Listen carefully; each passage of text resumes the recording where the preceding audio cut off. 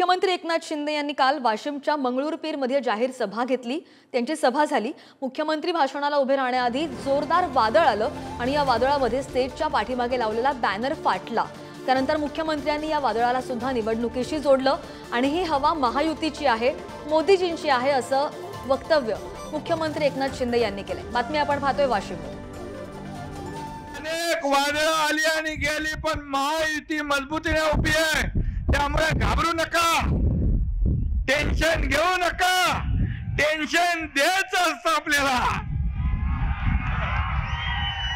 हवा आपली आहे आणि हवा आपली आहे, महायुतीची हवा चाललेली आहे, मोदीजींची हवा चालली आहे, आपल्या राजश्रीताईची हवा चालली आहे। आणि म्हणून आपल्याला मी मनापासून धन्यवाद देतो। वारा, वादळ, पाऊस या सगळ्या समोर खंबीरपणे उभी राहणारी आपली महायुती आहे।